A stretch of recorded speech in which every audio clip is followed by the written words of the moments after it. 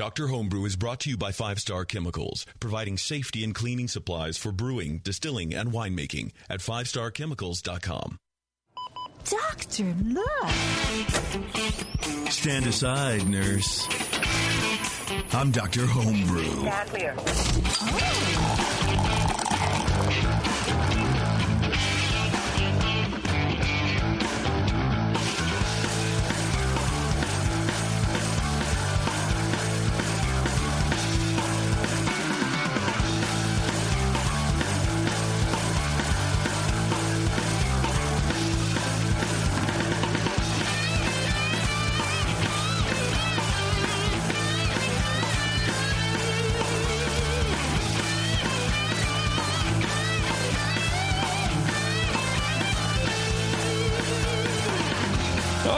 Everybody, here we are again, Dr. Homebrew, back in the studio, back drinking beers, and back talking to homebrewers. I'm actually pretty excited about it.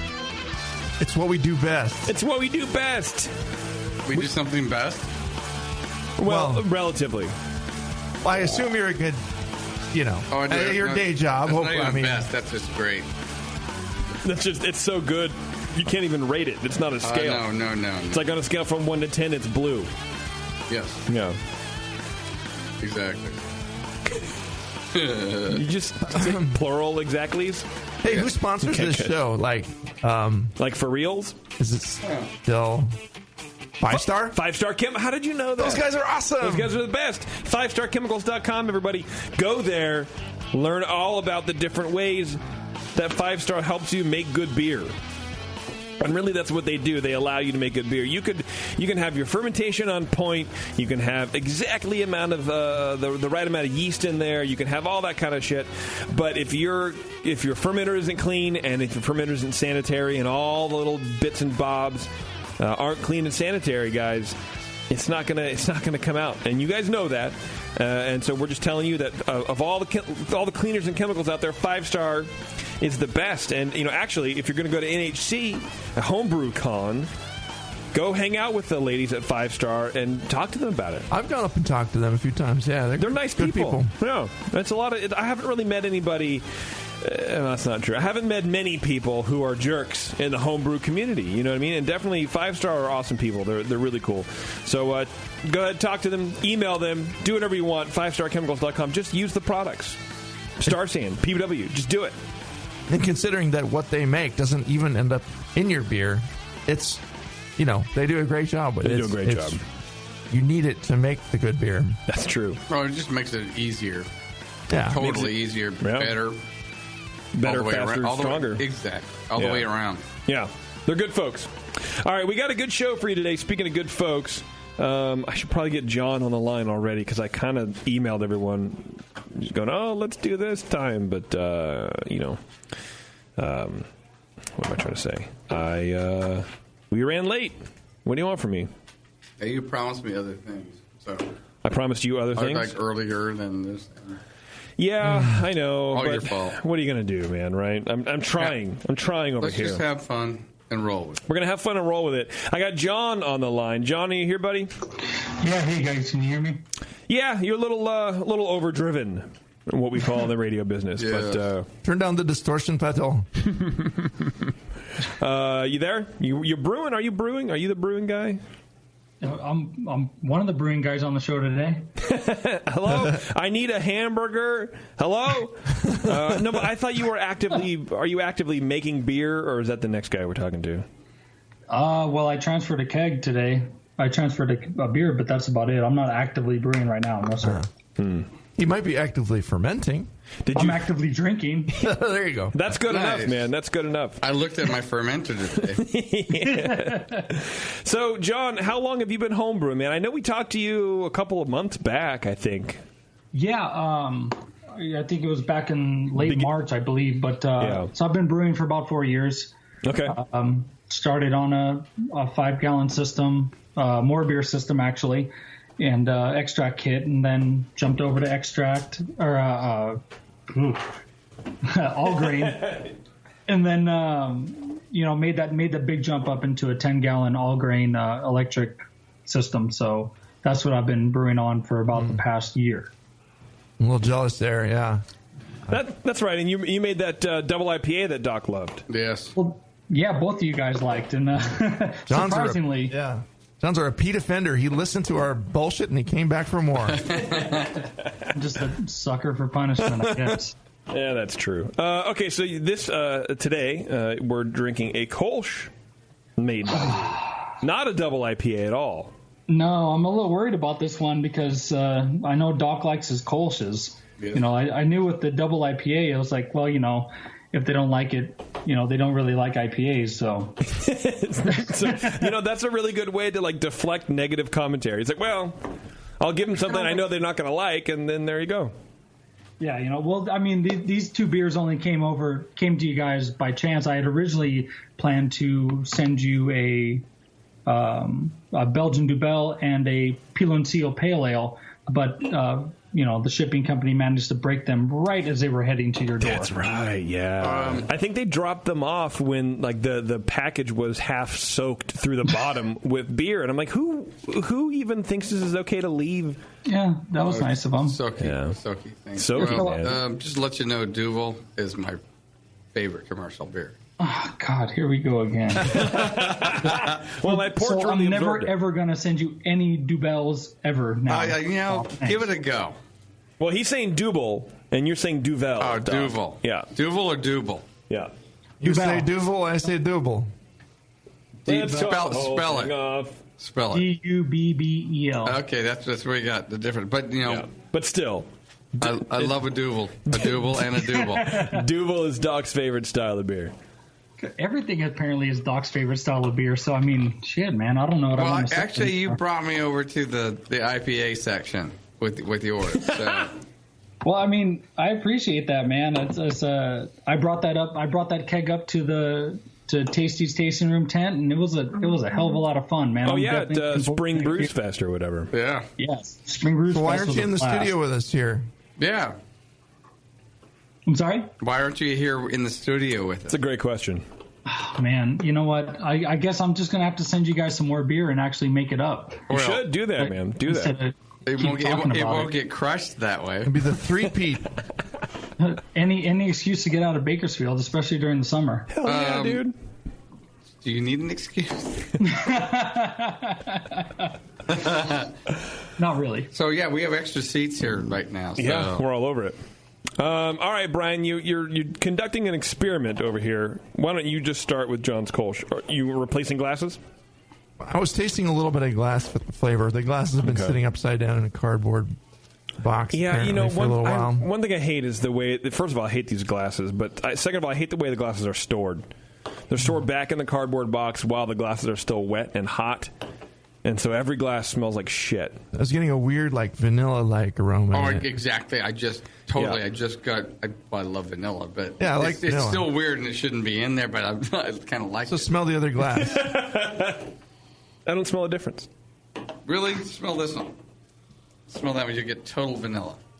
So the first glass had a vanilla-like aroma to it, but it's not there. It's not there in the beer. It's I just totally that don't glass. get that. So, I'm sorry. God, you suck. So I poured a second glass of it so I can taste it properly here while we're talking about the beer. Really? Yeah, I can't get that. All right, Brian. Well, drive this train through to Vanilla Town, man. Yeah. Or whatever I'm saying. So I'm getting a kind of in the aroma. I'm getting a moderate honey-like malt aroma. I also got a very light phenolic, kind of a clove-like, light medicinal thing when I swirled it. It wasn't heavy, but it's just lightly there.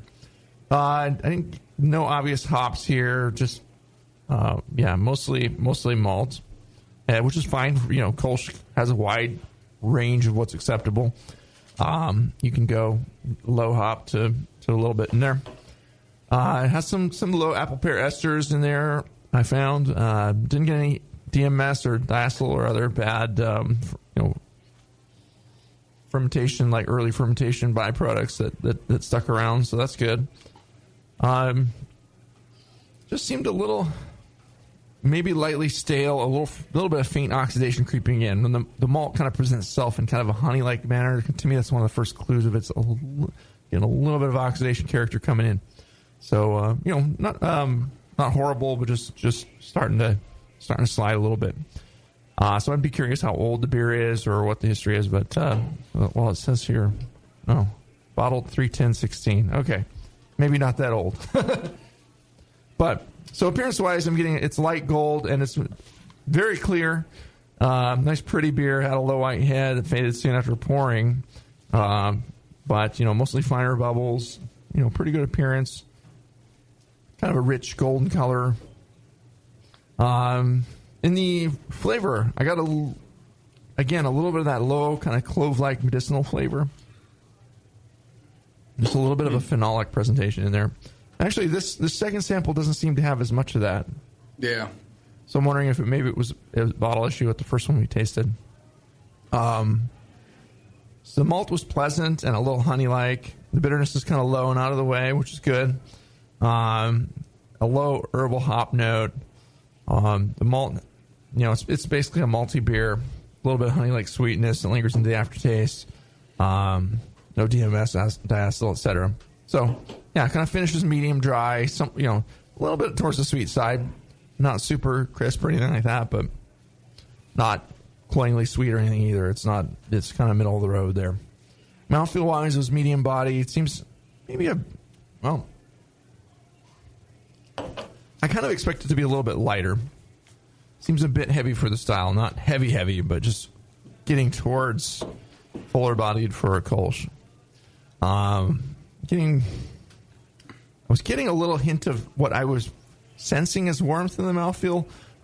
On the first sample, could have been a light burn from the phenol, like when you spritz a little chloroseptic in the back of your throat. But I'm not getting as much of that in this second sample that we poured. So getting a little bottle variation, and we'll talk about your bottling procedure hopefully too. Medium light carbonation, and just getting a faint hint of astringency. Again, a little bit more in the first sample than the second. Overall, it's a good Kolsch recipe with appropriate ingredients.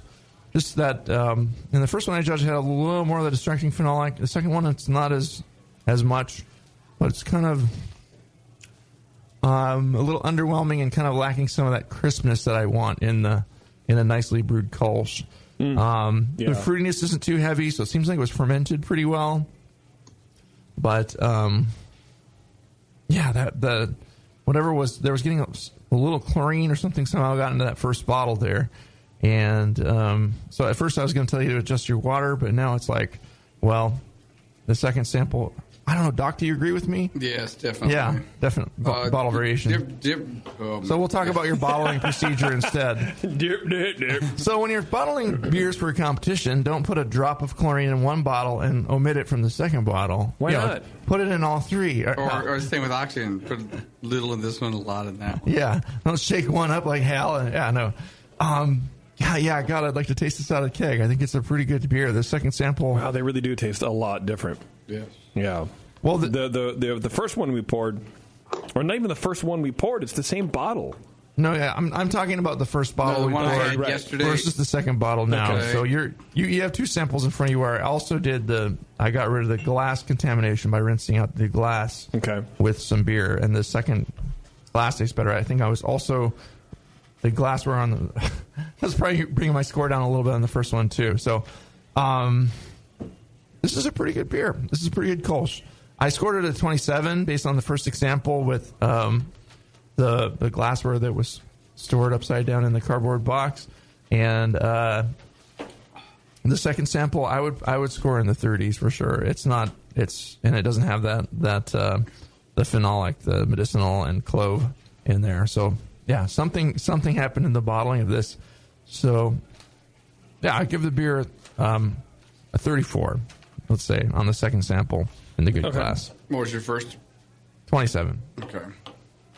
Not bad. That's a good increase. Yeah, I'm sorry. The judging sounds a little weird because I'm like, oh, this and then that, but this versus that. They're totally different. They're totally different. So it's really hard to just talk about this beer Well, and that's what happened. And this is the importance of bottling. Not to bust John's balls, but yeah, it is. Well, it is. But It totally is. We sat down and judged that bottle, and but in a competition, you wouldn't have the second round of judging. Yeah. Well, if you judge on that one bottle, and that's it. The first one was a great one. Yeah. The second one was suck.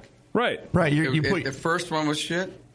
And the second one was great. We'd never taste the second one. Right. Yeah. So imagine this is an actual competition like NHC, right? Where you guys got the first bottle, which wasn't as good as the second bottle. I wouldn't have pushed it ahead at all. It wouldn't have pushed it ahead. And this is the importance of bottling, of cleanliness, and consistency. Consistency. Or conversely, too, you hear a lot of brewers say, "Oh, yeah, my beer scored a 41 in the first round, and then they just in the second round they knocked it down to a 25." Yeah, that could be a lot of it.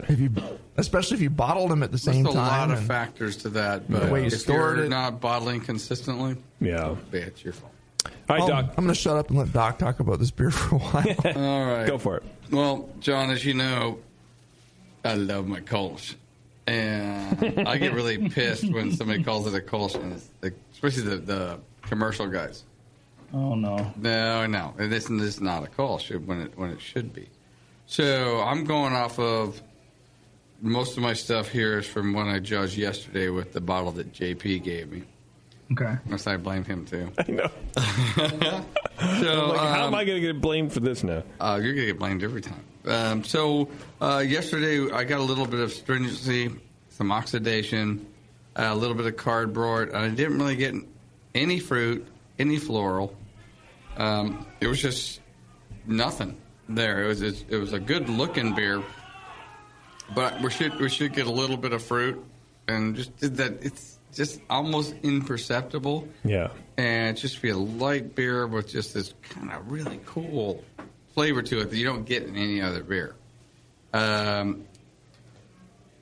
But this one that Brian just poured me, total different beer. I'm getting some vanilla. I like the vanilla. And I actually got two different samples in front of me of today's beer. Different beer, totally. And that ups my score on those.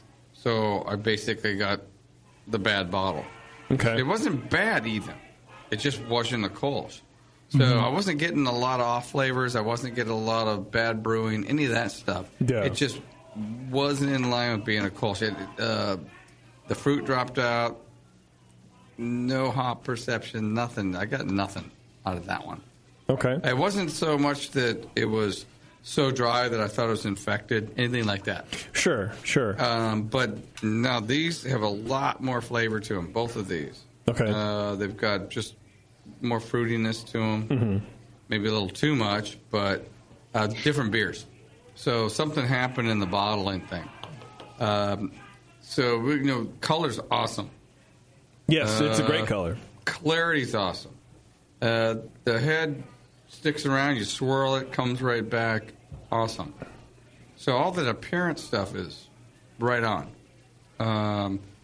Flavor-wise, yesterday I got a lot of dry, not soft or rounded, what I kind of want.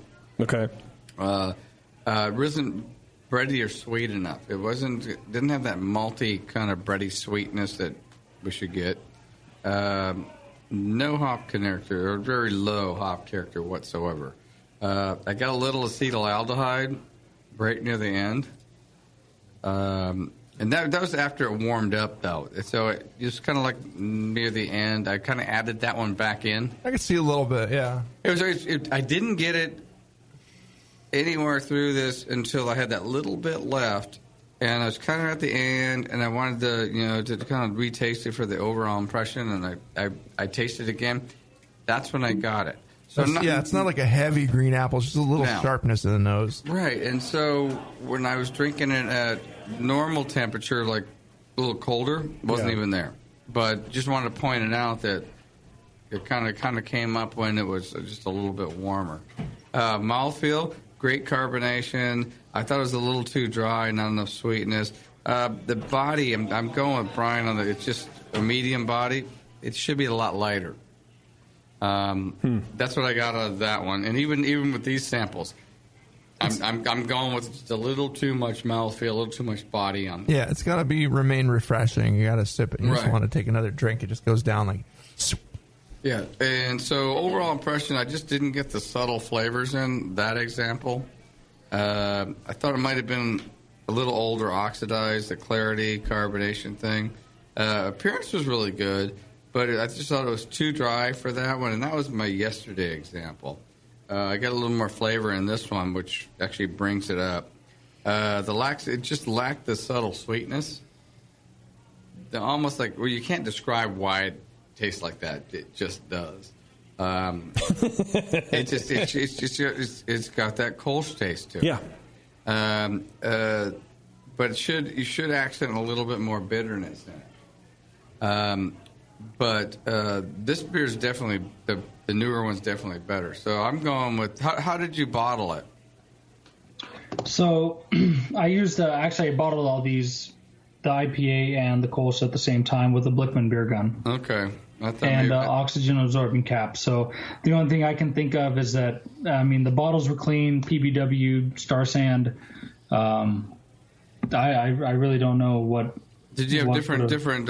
Well, it could be Star Sand does give a little residual flavor if you don't rinse it all out, or if the beer, if the bottle's not cold enough, and you get more fizzing coming out of one than the other. I like a counter pressure for carbonated beer, and if I'm filling bottles for bottle conditioned things, I love the Blickman beer gun because I'll carbonate it. I'll re-yeast it and put more sugar in it in the keg, and then I'll use the Blickman beer gun to fill the bottles. If I'm going to bottle condition, like Belgians or whatever I'm going to do. Sure, yeah. I really like that. It's perfect for that. Or you got to be really good with it. You got to have a low foaming beer, low protein beer with the Blickman beer gun. It's easier to use. You can get really good with it though. So you're doing a light bottle conditioning even with the beer gun kind of pressure. Yeah. That's kind of a cool idea because yeast is an oxygen scavenger.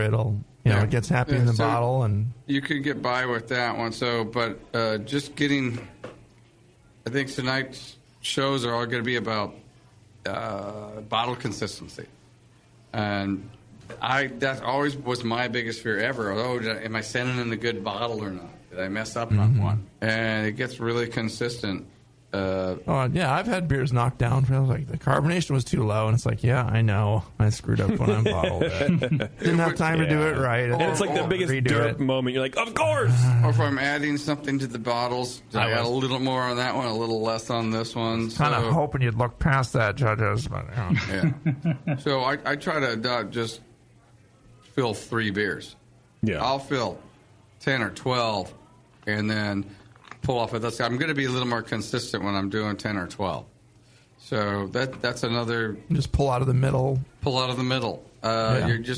got it set up, and you're just doing a beer run. I like to do that too. I'll mark the first 1 or 2 that I bottle as 1, 2, and just to be drank later. And you usually mess up on those. You get the neck fill short or whatever you're going to do, and then you get in a rhythm. But you can control those too. You can keep those refrigerated so they're not going to get carried away. You're going to drink those more than you're going to send them in, but you're going to get in a rhythm, and it's going to be a lot more. And you can taste them on judging day too. Right. Like, well, okay, chances are they'll be okay too. But so it's more with you. It's bottle consistency, but it's also there's some issues with making a Kolsch.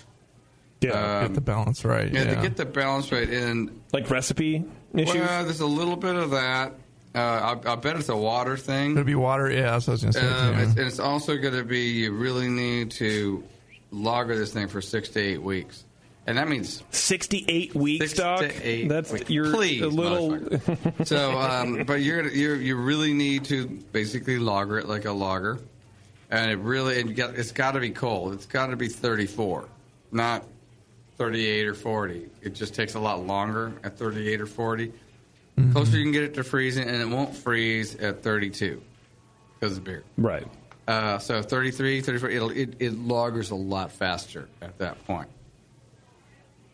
So, and I didn't get a lot of sulfur out of this thing, which you're good. You can. get out of this. Oh yeah, Kolsch's for sure. That'll kick it up. Yeah, it'll kick it up. So overall, a pretty good beer. It just wasn't Kolschy enough. So my yesterday thing, just because it wasn't Kolsch enough, not because it wasn't a good beer, by any means. I give it a 28, but I've got to boost it up to a 33, 34 on the sample I had today because it was that much better. Yeah, it was a lot better. Yeah. So I would the first thing I work on is, especially if we're going to do contests, bottle consistency. Yeah. Mm-hmm. Get your stuff down that way, and then start working on how you want to dial it into the style. Sounds like you need to go down to Bakersfield and show John your bottling method, Doc. Love Bakersfield. Come on and make a trip, man. It would be fun to go down and taste some beers with him there, especially some more of those IPAs that he's brewing. And well, next time I'm driving down to SoCal, dial in that Kolsch. I'll add an extra day. Have you made a Kolsch before, John? Have you done one of these? Yeah. So actually, this is I got this recipe from a brewery in the Basque Country in northern Spain. Huh. Bakersfield has a big Basque community here, so I kind of wanted to brew something to my grandmother's, like half Basque. So it's kind of an open source recipe. Oh, cool. It's 90% Pilsen malt, 10% white wheat, and they use Tet Nanger all through the for bittering boil. And they brew it with the Kolsch yeast. Yeah, and I use the same yeast K97 as I did on my double IPA. Huh. So wow, interesting. For this, for this recipe, I actually changed it. So this is about the 9th iteration I've made of this Kolsch, and each time I try to make it a little different, just to tweak it and fine tune it. So for this one that you guys were drinking, I had Tet at 60 and at 30, and then typically I added it at Whirlpool, but this time I added it in the dry hop. Okay. Just to kind of change it up to see what it would do. Yeah. So were you happy with the results? Must not be a whole lot of dry hop. No. It was only an ounce for 5 gallons. Well, that's substantial enough. Yeah. Is it? I didn't taste it. Yeah, is it substantial enough? I mean, a beer this light, but from an ounce of hops in a beer this light, you should get something. An ounce of Tetnang. I got nothing out of it. Yeah, I feel like it's almost not worth it. Yeah. No, I would cut that out. Don't even do that anymore. Or do like 3 ounces. Well, experiment. That's fine. I experiment a lot more, but 1 ounce didn't do it at all. So you either go up or down from that point. No, I like I said, I typically have it at usually at Playmount Whirlpool. What are you doing with water? Are you using just tap water, your tap water, whatever that is?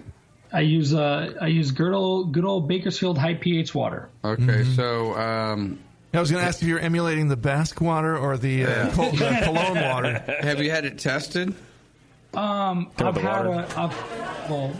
When I was working, yes, I had it tested, and I haven't had it tested since. So it's been about a year since I had it last tested. There's a drought on, and they're pumping all kinds of weird shit under there. Yeah, there's that. But tell me what you found out. Sorry. You want to know the breakdown, Doc? Yeah, I do. He does. All right. Calcium 12. Okay. Magnesium 17. Okay. 0 sodium. SO4 17. Ow. Chloride's 36, and what was it? Is that bicarbonates HCO3? Yeah. 52. Yeah, it's all really low. That's really low. Really low. So with the pH of 9.0. Okay, that's good water. Yeah. Well, you got to change the 9.0. You got to what? Acidify your water down because you're lower it. When you got all Pilsner malts and stuff, you're not gonna get it down. It's not gonna pull the right malt flavors out. Do you acidify your small mash or sparge water? So for the double IPA, I did. Yeah, and that worked. For the Kolsch, I brewed the Zerb beforehand. So let's see, I brewed this beer in January, end of January. So and I didn't correct the water at all. I just kind of let it go. I would just do the same thing you're doing here and then change the water. You got to get the pH into a better range. because you're not going to do it with the malt. It's obviously good ingredients. They're just playing off the water anyway. Yeah, I think it's just water. Right. So, the pH of the Pilsner's not going to pull that down. But phosphoric acid really kind of blends it because kind of soft sweetness to it, better than lactic or anything else. Yeah. So you got that going. But you got low everything else. You got low calcium. You need your calcium up around 50. You need to push that up. So and kind of sharpen it up a little bit. Some sulfates would help. So some gypsum in there, definitely. I would do that. Not too heavy though. Don't go crazy with it. No, don't go crazy. But try to get about I'd say 50 to 70 in the sulfate and at least 50 in your calcium. And I didn't realize the mineral levels down there that low. I mean, that's great water. That's a great problem to have. Like just adjusting your pH is all you have to really do, and then pushing your minerals up here and there. But like Brian was saying, we're in a drought. They're mixing this and mixing that, and you might not know where it's at now. You might not know where it's at, but it would be a lot nicer if you could kind of boost it that way. Your yeast will be a lot happier with a lot more calcium. Yeah, and you can crispen it up with about sulfate's at about 50. Crispen. I bet it'll crisp it up really Crispen nice. season Pia. Yeah. So I would just try experimenting with the water first, and it's a nice recipe. It's just it's kind of dull in some areas, which you kind of need a little bit better. Sharpening it up. Yeah. So try it that way. How's that sound, John? Sound doable? Yeah, it sounds doable, man. It's just like I said, I know water's changed a lot. I mean, the pH has changed, but who knows where the minerals have gone. It sounds doable. But yeah, it's definitely doable. I mean, Duvel? Cool. Duvel. Duvel. Duvel. That's right. But yeah, I mean, like I said, it's until I can get one of those fancy, iDips or Lamont water kits. Yeah.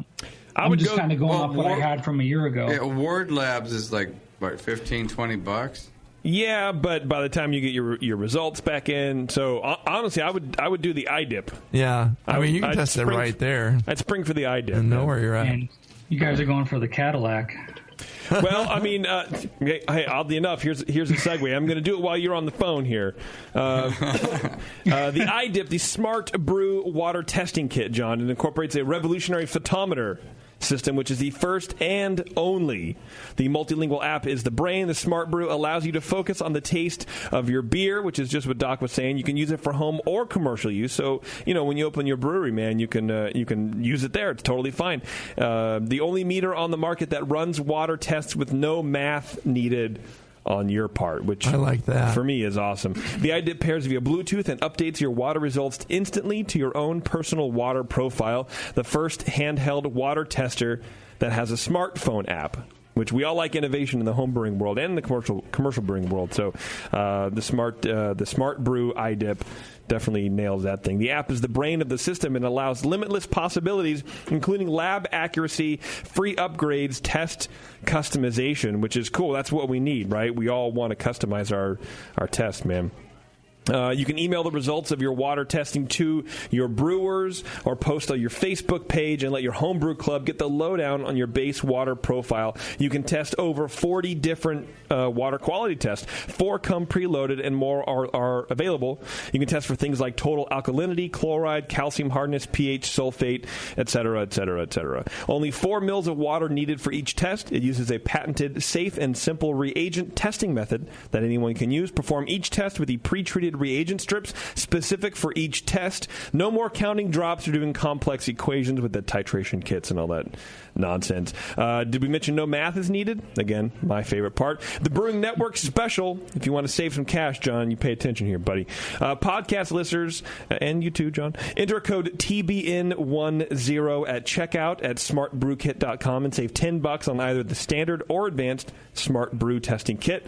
Order now and make this futuristic technology part of your brewing process. smartbrewkit.com. That's what I would recommend. I've used it before. Brian's used it. Yeah, I got to play around with one for a while there, and it was fun. It really opened my eyes to what my water is and how much the water in the San Francisco Bay Area varies from locale to locale. Like, we tested some San Ramon water versus my Livermore water, and it was just night and day difference. You know, you could make a Pils with that San Ramon water, but in Livermore, you'd better be making something dark and malty, and that's maybe blend it with RO or distilled water to even get close to down to the magnesium level and stuff. And that's what, 25, 30 miles? Yeah, difference. Really. It's not that far. It's like a 15-minute freeway drive. Yeah, done.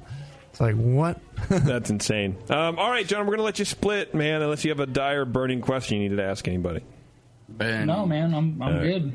Water is super important, and that's what happens. Especially on something this so light and delicate. Really, yeah. Well, I guess that I'm just going to have to work on my water and then let you know, Doc. You're going to have to swing on by. Yeah. Rebrew this one. Rebrew this one. It's a good recipe. All right, John. Thanks, man. All right, cheers, guys. Take care. Thanks for sharing. Cool. Yeah, that was interesting, yeah. All right, we're going to take a break, and we're going to come back. We're going to have another beer. It's Dr. Homebrew. We'll be right back. Hello, fellow BNers. This is Sully from the 21st Amendment Brewery located in San Francisco, just 2 blocks from Giants Park. Before Nico and I opened the 21A and before I was a professional brewer, I homebrewed on my small 4-burner apartment stove in a back house in Santa Monica, California, making my extract brews before graduating to the daunting idea of all-grain brewing. Homebrew books and information was hard to come by back then. The internet hadn't been invented yet, along with other things we take for granted today, like electricity and potable water. One thing I wish I had back then when I was learning was a radio show that could teach me the ins and outs of brewing and answer questions that I had about homebrewing, a resource for making great craft beer. The 21st Amendment Brewery is excited to be a proud sponsor of Dr. Homebrew, a great show that teaches you what you need to know about making incredible beer. Good stuff. Listen up, you might learn something. I certainly did. And thanks for your support. Tasty Crack Games. Since the first time the Brewing Network microphones turned on, More Beer was behind it. More Beer sponsors the programming on the BN because, like you, they love brewing. And like the Brewing Network, they love sharing their knowledge. Morebeer.com isn't just a website to place your next equipment or ingredient order. Morebeer.com also gives you access to free beer information that will make you a better brewer. Go to morebeer.com and click into the Learning Center. You'll find podcasts, technical facts, video tutorials, and more, including access to The Buzz, More Beer's social network of more than 5,000 members. And some of them might even be crazier about beer than you are. Get over to morebeer.com today and take advantage of The Buzz, the forum, the Learning Center, and make sure you're signed up to receive the newest More Beer catalog. More Beer, bringing you absolutely everything for beer making. Tampa Bay has become a great destination for craft beer lovers with more than 60 breweries and counting, like Cigar City, Tampa Bay, and Coppertail Brewing. One of the newest breweries is Four Stacks Brewing Company in Apollo Beach. Four Stacks believes that the West Coast can't have all the fun. So while we feature West Coast beer like Stone, Ballast Point, and Green Flash on tap, we also brew hopped up ales to our liking in the West Coast style, even as they're truly Florida. Come in and see for yourself. Four Stacks hosts monthly homebrew club meetings, bottle shares, and partners with local restaurants for free food delivery while you enjoy your pint in their new tap room. Stop by Four Stacks Brewing and support the greater Tampa Bay craft beer scene at a brand new community-oriented independent brewery. Four Stacks Brewing, bringing the best of the West Coast style and attitude. Four Stacks Brewing Company in Apollo Beach, Florida. That's it. I've had it. I am never putting hops in my beer again. What? Why? It's just too ridiculous. Insane prices, stupid contracts, high shipping costs, crappy selection. Dude, you need Nico Brew. Nico Brew will rock your f***ing face right the f*** off your f***ing skull. $5 shipping to all 50 states, plus fantastic international rates get you low prices on Nico Brew's great selection of hops and more.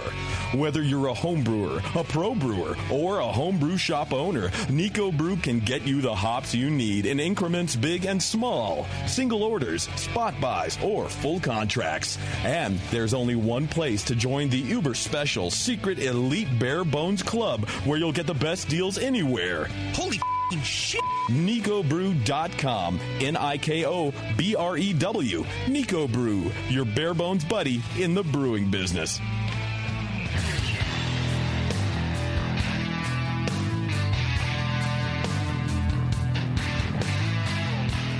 back to the examination.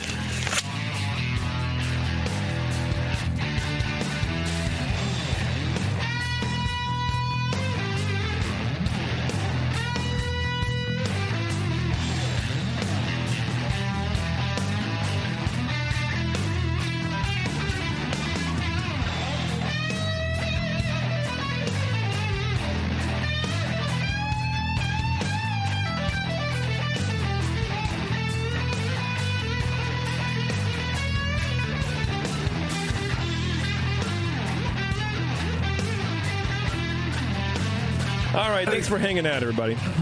Yeah. I appreciate it. Nice guitar playing there, JP. Thanks. It's just something I do. Something I do in my own time. Here you go. Very consistent from show to show, too. Great, you play great those for the riffs break. Thanks. I appreciate that. Exacting, precise playing. Let me put this skill. down. No. Hang on a second. Maybe just lean over and put this down. Okay. All right, here you go. I don't want to scratch my tunes, man, and my guitar. Okay. Put it down gently. That's your motto now, right? Put it down gently. That is my motto, which is very strange. Everybody who visits the BN studio sees the guitar stand in the corner. They know not to mess with JP's That's axe. right. That's right. How dare they? How dare they mess my with axe, my stuff? man. Never touch the axe. Why does everybody touch my axe when they're in my house? Oh, look at that guitar! Yeah, They didn't axe Put that if they fucking could touch down. my axe. Put that down. Speaking of putting it down, do you have an awesome custom label for your custom brew? Are you the envy of your creatively challenged friends? No. Do you just like to give your opinion on stuff? Yes. Oh, I definitely. Yeah, well, prove it, Doc. Enter your original Homebrew label in the 2016 National Homebrew Label Awards. Okay. Not only is it the largest online label competition in the world, well, as far as we know, but this year there are over $5,000 in prizes up for grabs. Head over to homebrewlabelawards.com and enter your label or vote for your favorite if you just want to pass judgment. Deadline for entry is May 20th. The sooner you enter, the more votes you get. Who knows? Your label might go on to fame and fortune. I'm going to change that. Not fame and glory. Fame and fortune, because I like Indiana Jones. Sounds good. Yeah, I love that contest. I love looking at all the entries that were in there. Yeah. They usually break it up. Then they break it up into professional and amateur, because some of these guys are. They should. Yeah, they know. They totally should. Yeah, some of these guys are just. Unlike me, artists. they know their ass from a hole in the ground when it comes to all those programs. They got the degree in college. Oh, that Yeah. one. Oh, for sure. Yeah, I'm a graphic artist, but I also I'm a graphic artist. I do this for a living. I'm a PhD and I like beer in graphic too. arts. Right. Well, on the phone we have Jacob Mitchell. Jacob, are you with us, buddy? I sure am, finally. All right. All Yeah, right. I know. I emailed poor Jacob. I was like, hey, I think we're going to be on like 15 minutes before I told you. And turns out we're on 10 minutes after I originally told him. All right, yeah. So we've had John and Jacob. We're just waiting for Jingleheimer Schmidt to log on here. Yes. Maybe he's in the chat room. Well, Jacob, I thought you were going to be on the first segment, which was a while back. So, Doc doesn't know. No, Doctors give me shit. JP messes. I show up, I talk. JP twists things around. So, thanks, JP. Yeah. We should let Jacob talk. Huh? I twist things around. Hey, Jacob, thanks for sticking with us, my friend. I appreciate it. No problem. So you sent us a Saison. Yes. I appreciate that. It said 6 weeks on the cap. What the hell's that about? What does that mean? That's the name of it. I actually brewed that beer for my mom. She crashed on her bike, and the doctor told her it was going to take her about 6 weeks to recover. So, oh, nice. I brewed it, called it 6 weeks to recovery. Oh, that's cool. You're a good son. What did she do? Was she like pulling some like fat 180s and shit, or? Nope, just riding down the street and hit a rock. Went head over handlebars. Ooh, God. She's all right now, times. I imagine, right? Yeah, she's fine. Oh. She's not my mom anymore. Yeah, brutal. All right, well, let's jump right into this. Doc, why don't you go ahead and start with this guy? Okay. First off, Jacob, why'd you send this in? I've brewed it a couple times now. I've tried some different yeasts and some different hops in it, and I just wanted to get some feedback to see how it's coming along.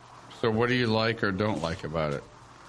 I added some Hallertau into it. I used it last time too, but for whatever reason, this time they had a really strong flavor to them, almost like a metallic-y flavor to them, and I'm just not digging it at all. All right.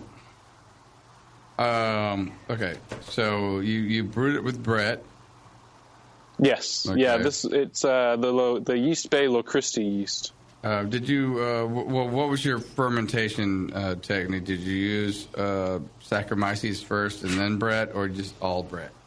Actually, I used the Brett first. I let it sit for about 3 weeks on the Brett, and then pitched some Cal Ale to finish it up because it had kind of stopped at about 10-15. Okay. And I wanted to dry it out a little more. All right. Okay.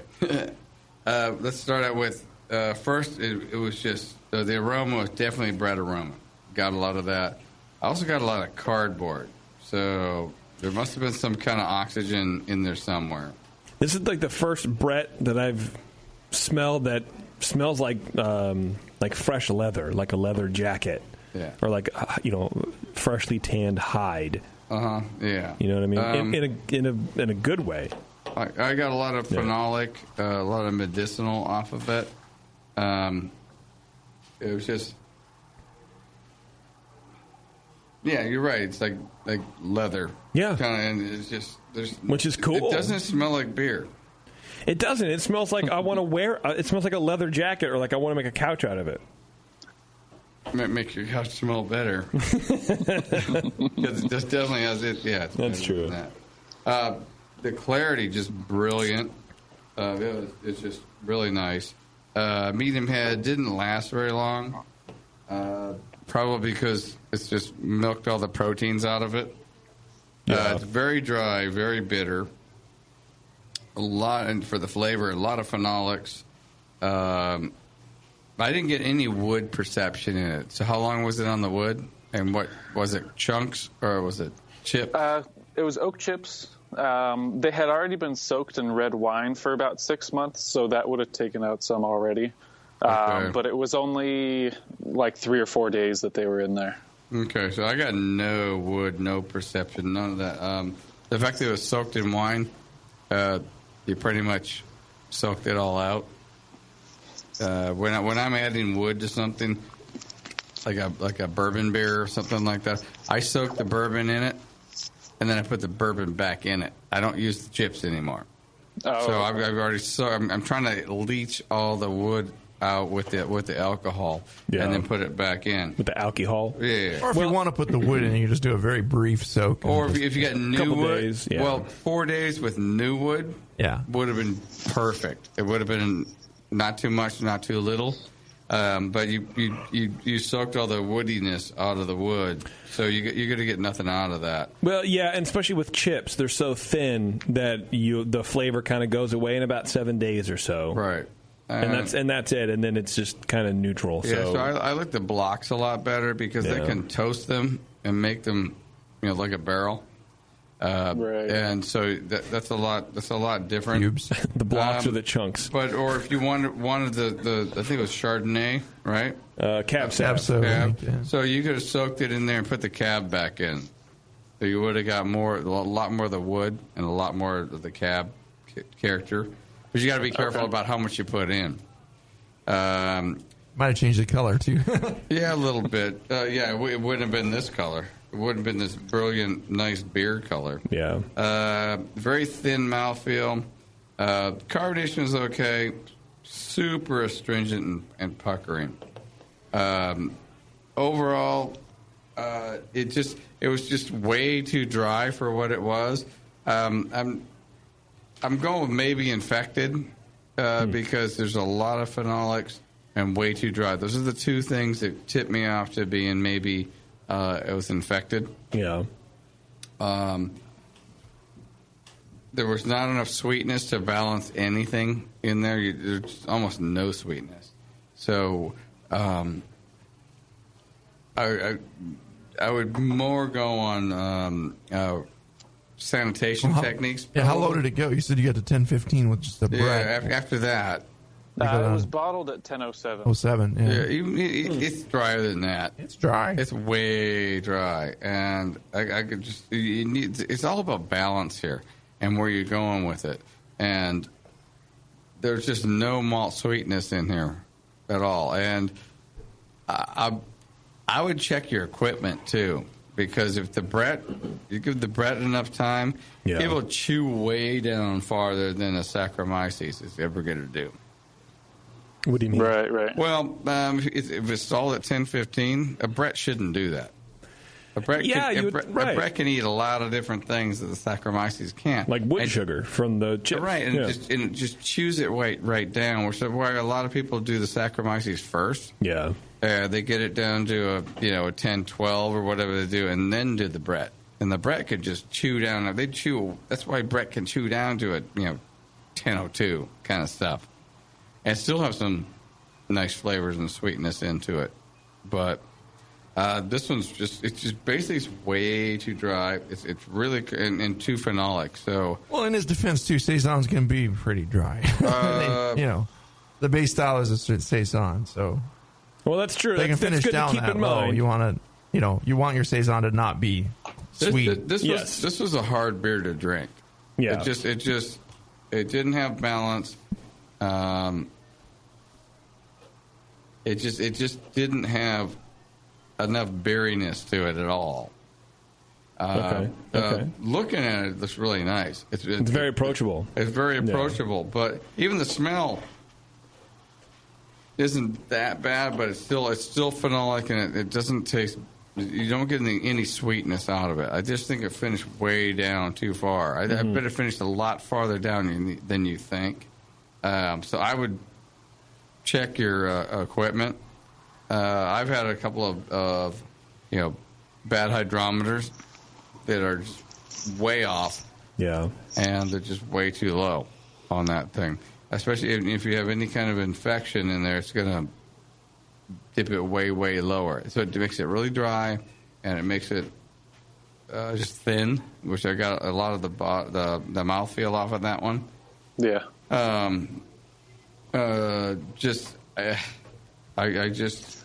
didn't get any wood chips in there, and it's just way too dry. Definitely a Brett beer, but there's no balance to it. They didn't do well at all in the scoring things. Did that help at all? Yeah, a little bit. I gotta stop beating you up. Well, I mean, Jacob, did you know that this beer kind of has some things that needs to work out? I mean, are you going? Yeah, definitely. This is one I've been having trouble with when I brewed it. It's never been quite where I want it. So that's kind of why I sent that one in. Okay. And you've done this, but you've done this before. You said though.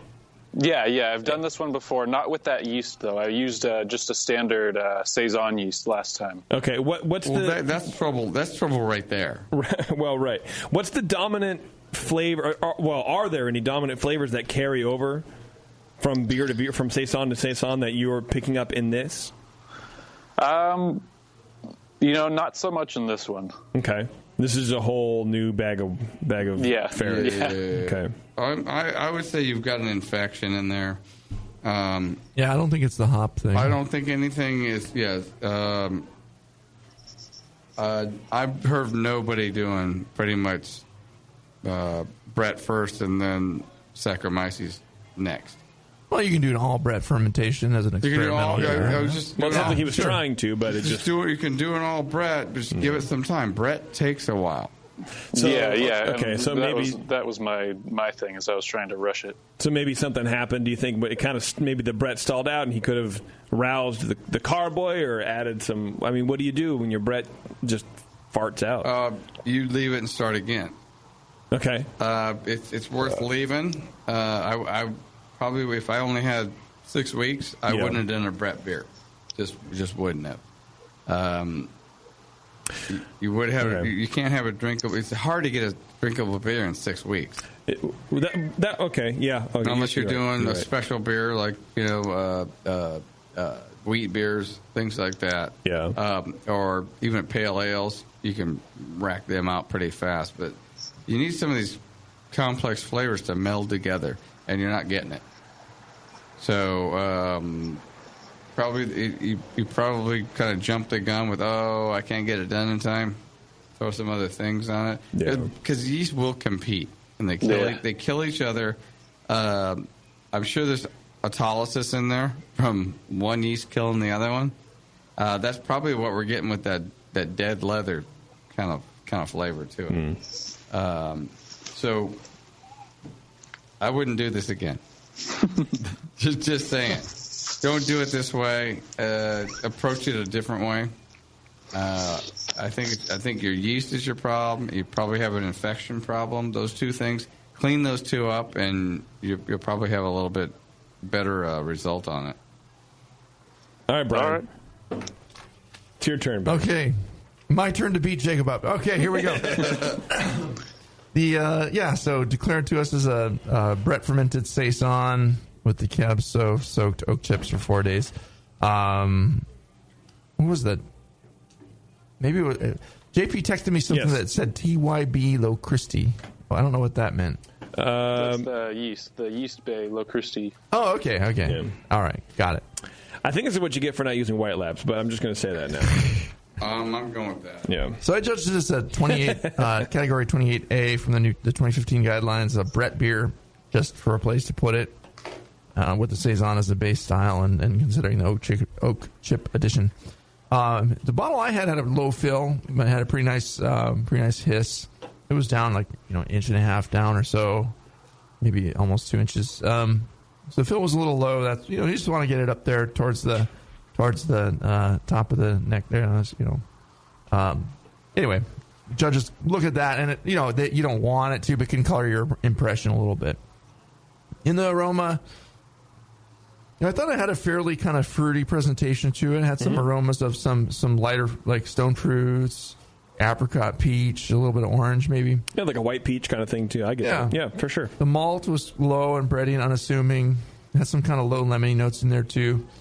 The hops are kind of medium and a little spicy. There was something a little sharp about the beer, and then a hit on the chlorophenolic. It's got a big chlorophenolic character to it, and it's got a little bit of musty, sulfury, peppery. It's like there's a lot of phenols kind of getting crazy in there. Yeah. Only had a light kind of hay-like funk. I get the leather. It's not a long-aged Brett beer. You can get a little more into the funky, interesting stuff if you age it longer, and if you start with the other yeast strain. But yeah, low alcohol, not super heavy. I guess 7%ish. I don't know. It's not super heavy. It was beautiful beer, brilliantly clear, golden colored beer with a moderate whitish head that lingered pretty nicely, and mostly finer bubbles. I had to give it full points for appearance, which is brought it up a little bit. In the flavor, it is fruity, but that just gets walloped by that big chlorophenolic. And the chlorophenolic is what you have with throat medicine when you spray the back of your throat. Yeah. Chloroseptic or Cepacol or any of those kind of medications that you take when you have a sore throat. It's that kind of a medicinal character, and it's really prominent in this beer. So there may also be some wood tannins playing in there too, accenting that a little bit, but what is there is quite distracting. It just has a big tannic presence to it. How do you stop that? How do you change medicine this? Beer. Well, I'll get into the feedback in a little bit here. Okay. It is very dry. Don't jump the gun. Low. Never jump the gun. The alcohol's not super prominent, but it's there. The malt is it's hard to get at the malt, hard to get at the hops. It's low and ready. The hops are kind of low and spicy. There is some fruitiness to it, with some orange and lemon in there, but I'm not getting a big, like a Saison character that you would get when you start with the Saison yeast and you have that, that kind of light, tropically fruit punchy, fun, and lemony and orangey character in there. I like how you put the word fun in there. Well, a Saison is descriptor. A Saison is a fun beer. It can present itself in different ways, and you get different balance with the fruitiness in there. It's true. It should be a little fruitier than it is, and that's getting covered up by the phenolics. That's true. Anyway, body-wise, kind of medium. The body is probably lighter than it seems. It's because it just dried out so much. It's kind of it's probably a medium light bodied, but it feels really light. Doesn't seem like Brett ate everything that was there yet, but it's kind of young, but it will get there probably. There's a bit of alcohol warmth competing with the phenols, but the overall thing is it just kind of grips your throat a little bit when you swallow it, and that's the phenols in there just kind of biting it like when you take that medicine. It's just not smooth. It's a very biting beer. So this beer had some promise in the aroma. I liked the fruity elements and some of the malt and some of the other elements in there, but it just got buried by that chlorophenolic. So the recommendation for fixing a chlorophenolic, for phenolics in general, you want to check for infection. You want to check your yeast strain and health.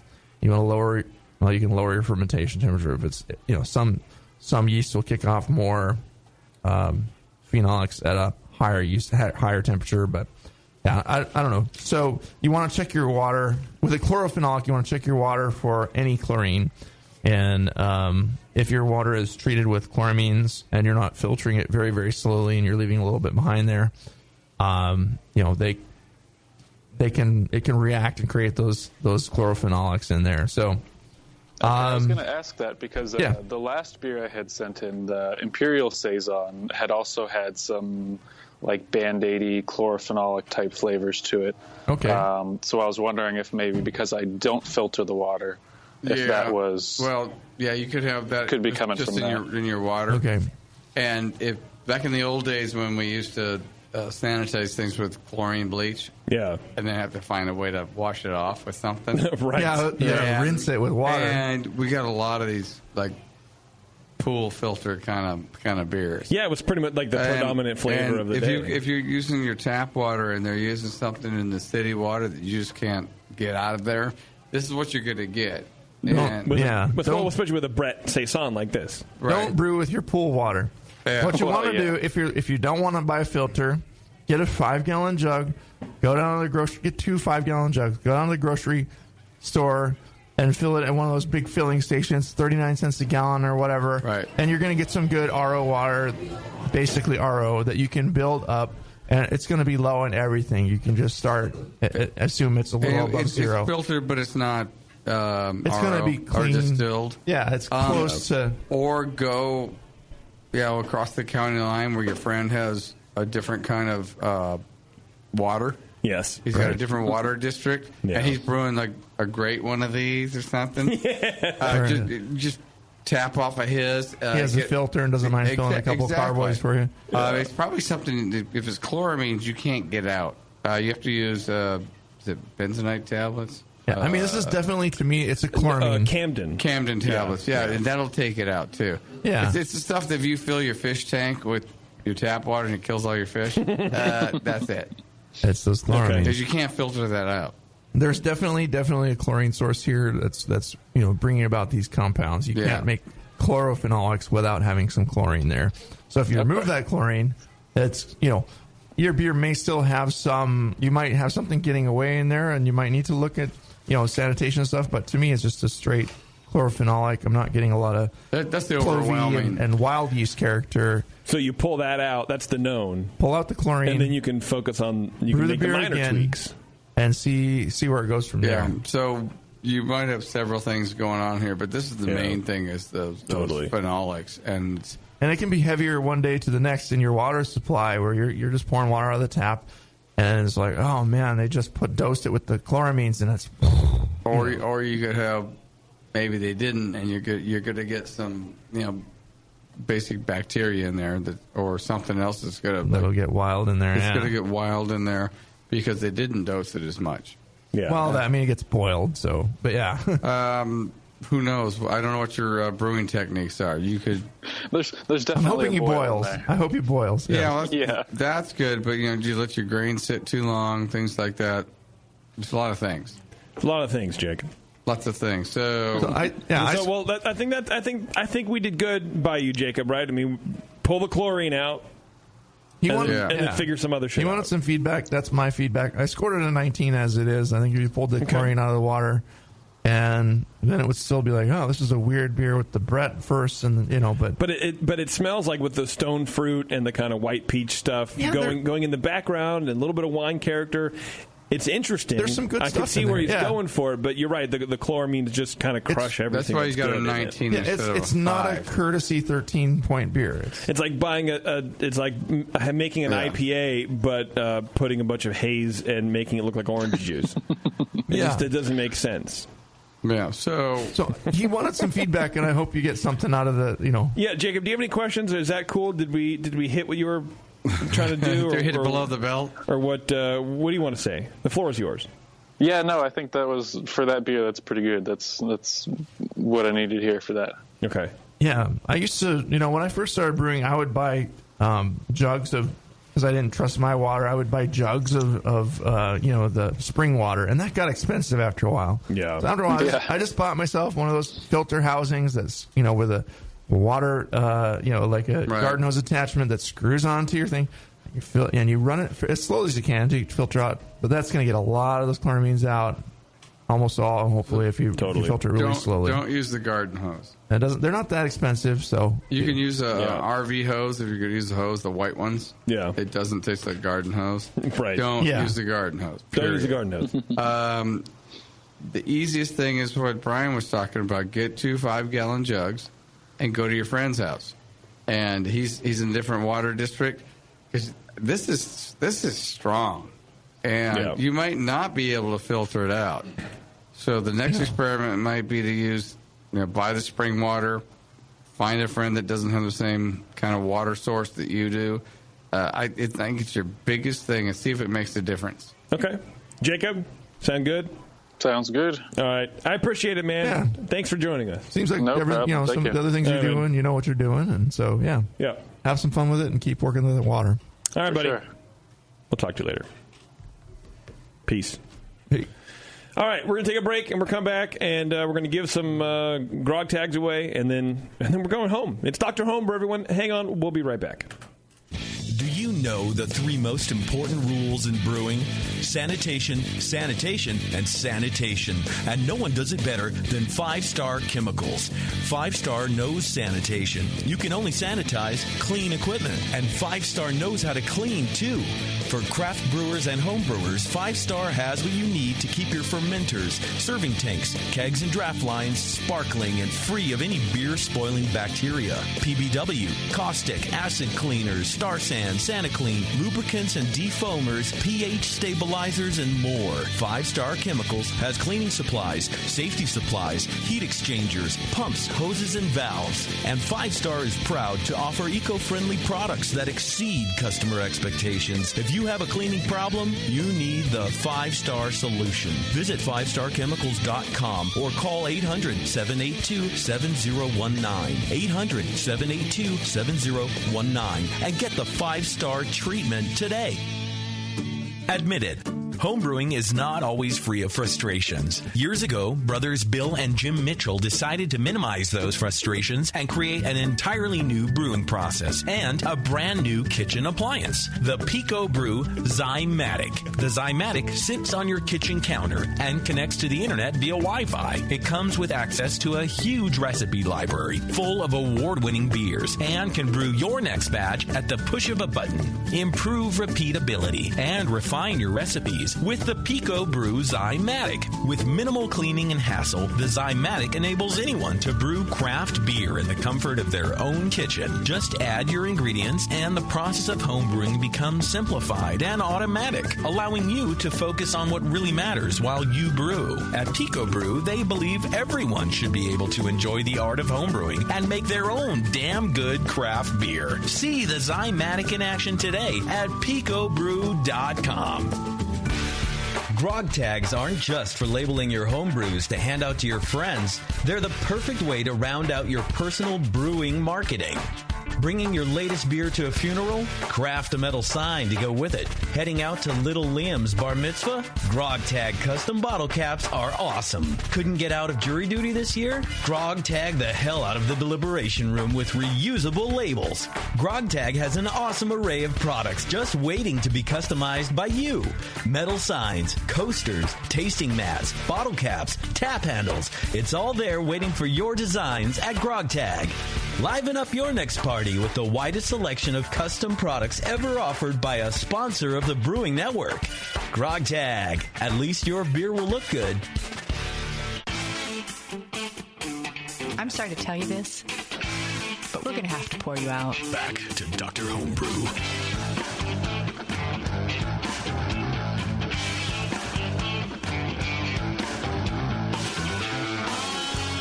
All right, thanks everybody for hanging out. Do a couple house cleaning things. Oh, hell yeah.